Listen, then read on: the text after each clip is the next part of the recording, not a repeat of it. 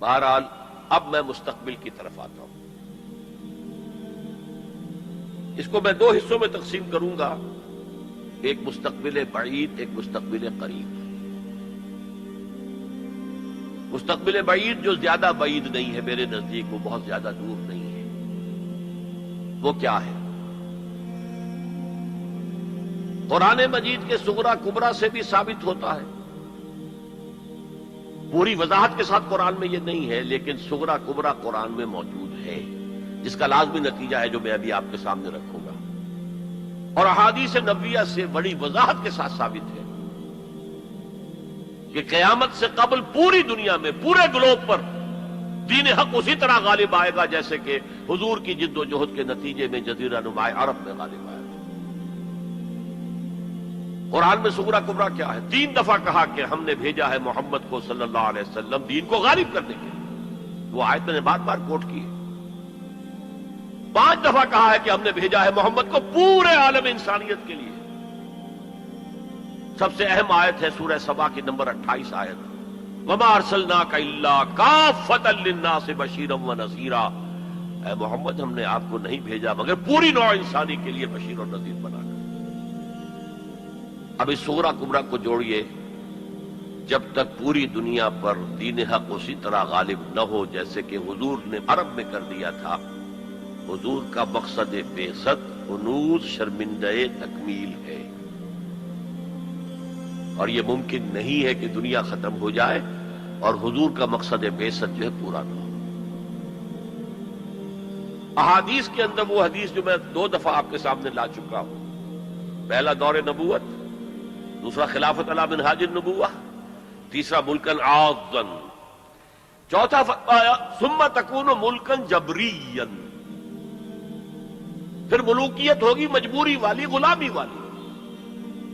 اب میں نہیں کہہ سکتا کہ اس وقت صحابہ نے اس کا کیا مطلب سمجھا ہوگا. یہ 2 ملوکیتیں علیحدہ علیحدہ حضور نے گنوا دی.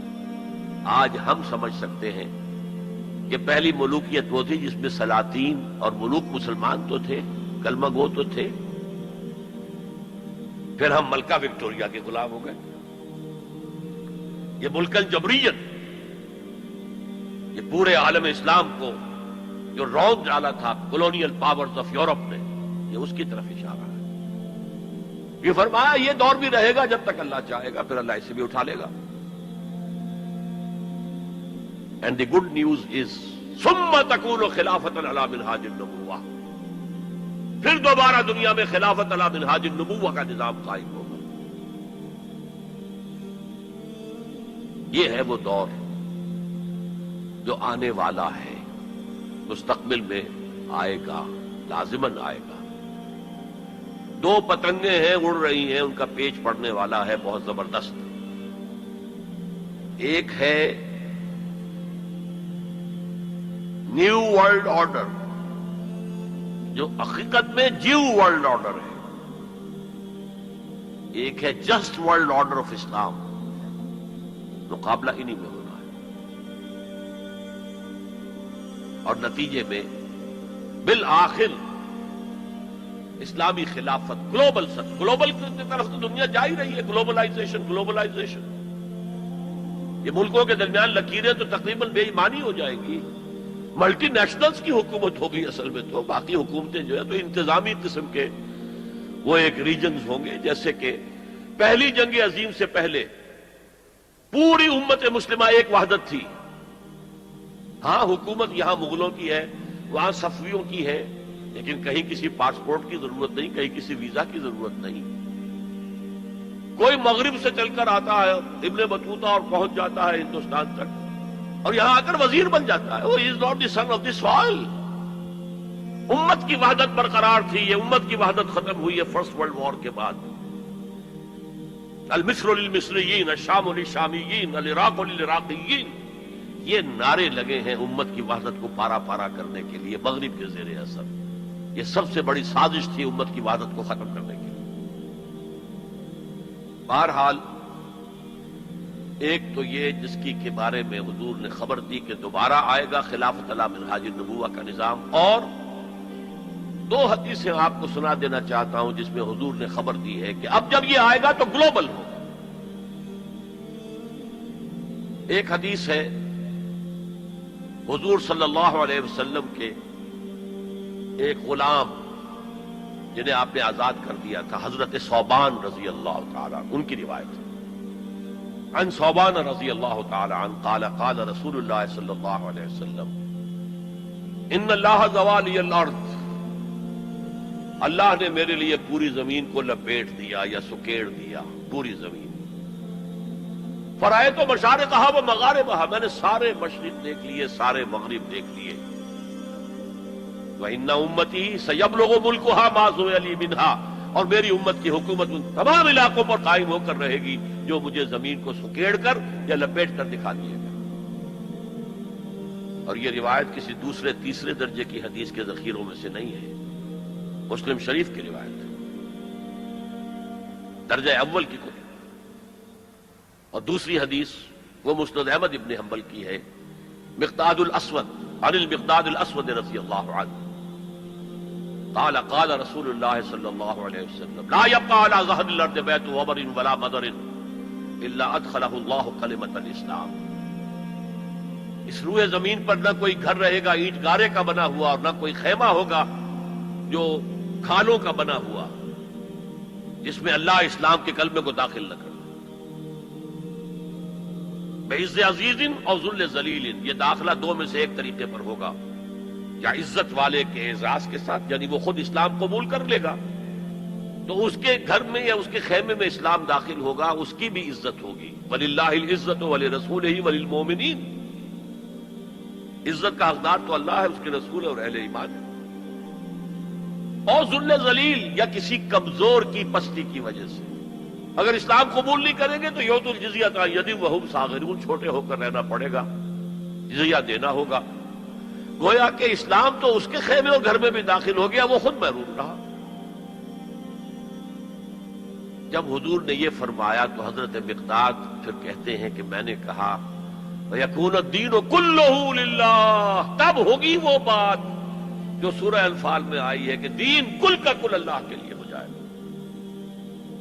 تو یہ تو ہے مستقبل بعید، جس کا سارا دار و مدار میرے بیان میں حالات کے حوالے سے نہیں ہے۔ حالات میں ہمیں اس کے کوئی آثار نظر نہیں آ رہے، حالات بہت مایوس کن ہیں، لیکن حضور کی دی ہوئی خبریں ہیں، وہ صادق المصدوق، منطقی طور پر بھی میں ان کا قائل ہوں اور حضور کی ان احادیث کی روح سے بھی قائل ہوں۔ اس سے پہلے جو مستقبل قریب ہے، اس میں ابھی مسلمانوں پر بہت سخت دن آئیں گے، عذاب کا کوڑا اور شدید سے شدید تر ہو، اور یہ آئے گی عربوں پر۔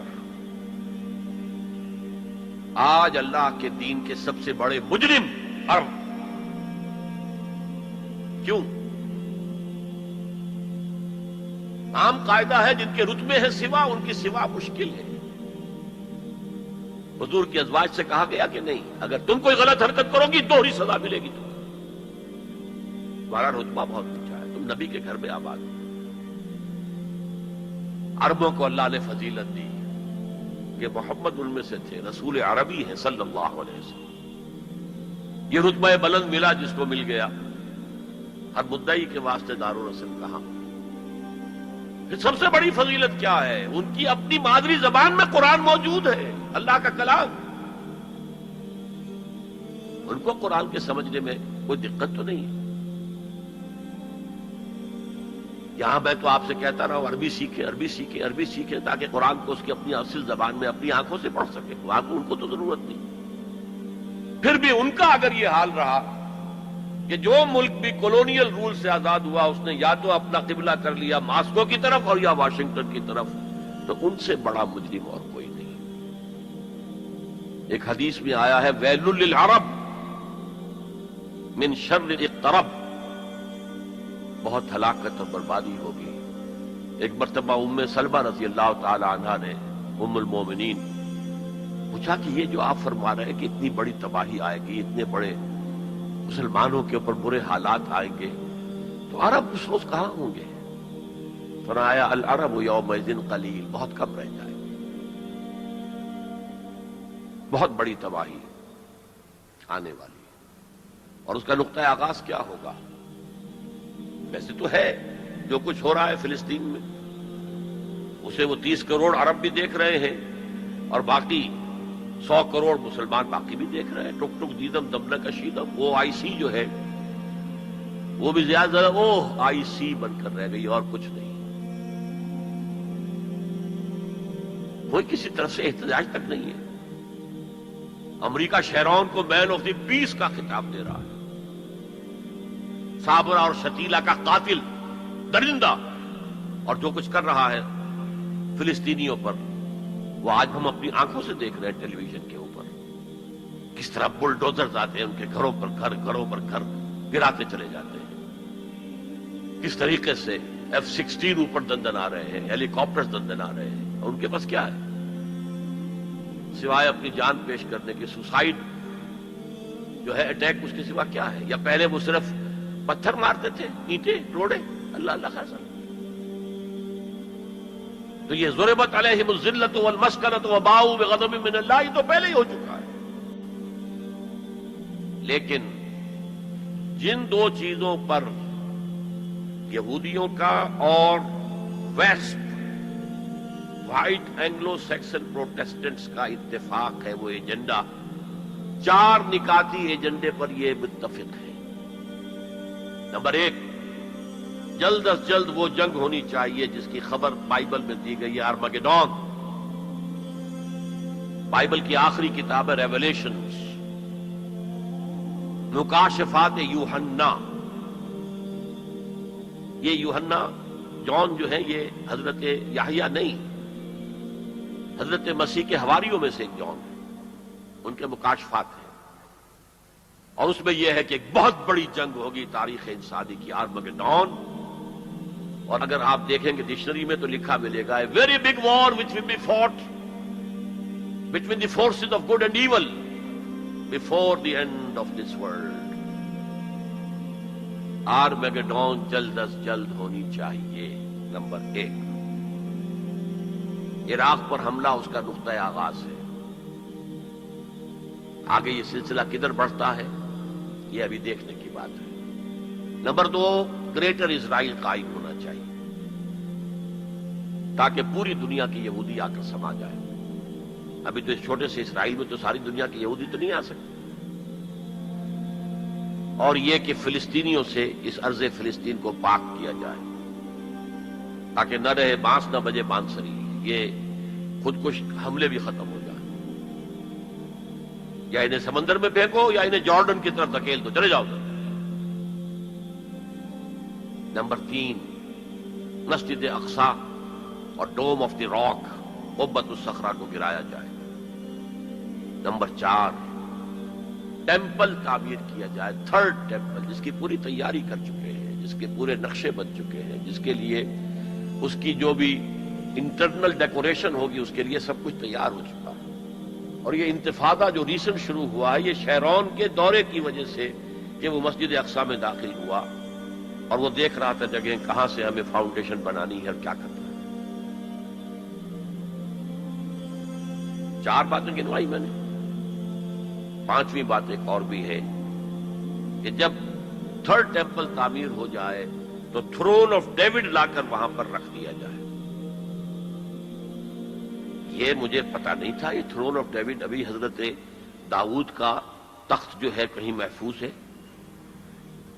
یہ پروٹیسٹنٹس کا ایک رسالہ نکلتا ہے دی ٹرمپٹ، فلاڈلفیا سے، امریکہ کے شہر فلاڈلفیا سے، دی فلاڈلفیا ٹرمپٹ. اس میں پتا چلا یہ ایک پتھر تھا جس پر بٹھا کر حضرت داؤد کی تاج پوشی کی گئی تھی.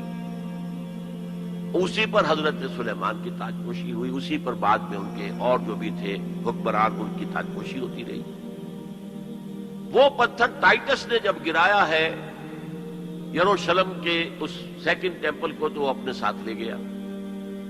وہ روم پہنچ گیا، روم سے آئرلینڈ پہنچ گیا، کیتھولک ملک ہے بہت بڑا.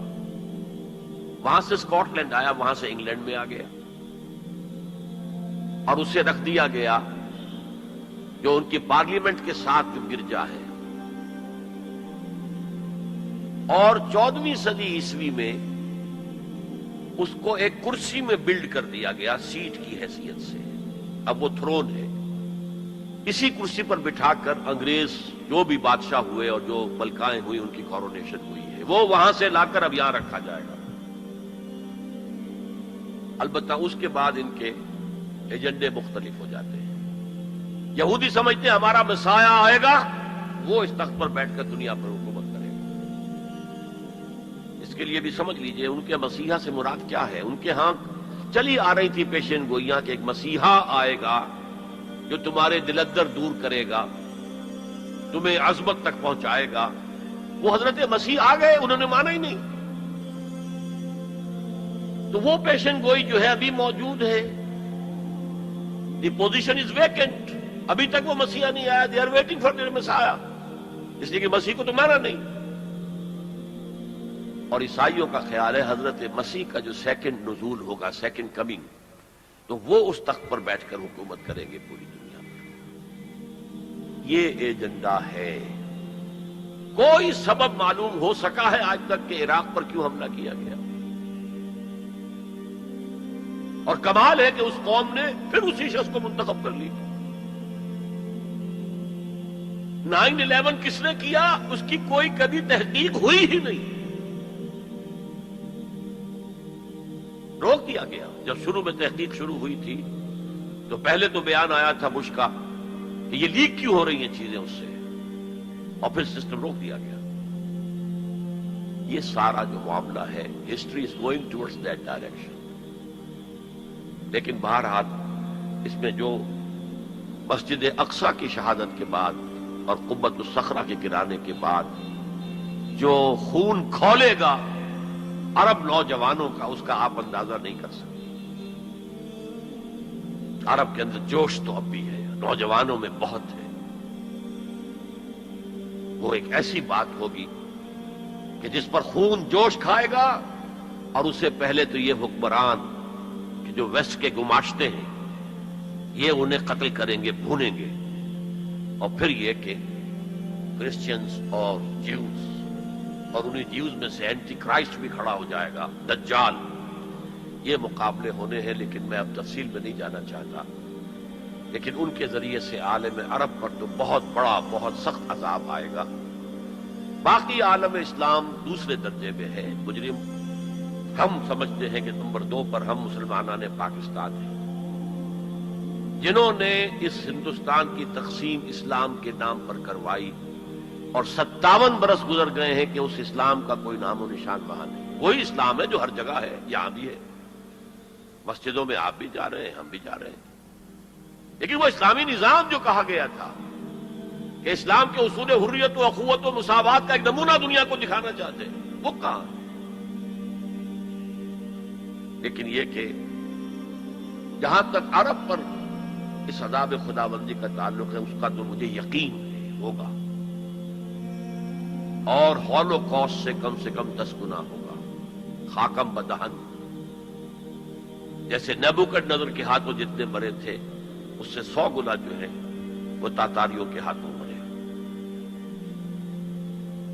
لیکن یہ کہ باقی امت جو ہے, شاید اللہ تعالی ہمیں ہدایت دے دے, شاید اللہ تعالی قوم یونس کی طرح ہمیں توبہ, اجتماعی توبہ کی توفیق دے دے. اللہ کی رحمت سے ہم اس اعتبار سے مایوس نہیں ہیں. اپنی جو بھی ہماری بساط ہے کوشش کر رہے ہیں کہ وہاں پر اسلامی نظام آ سکے جس کے لیے وہ ملک بنایا گیا تھا. بہرحال یہ ہے میرا تجزیہ مستقبل کے بارے میں.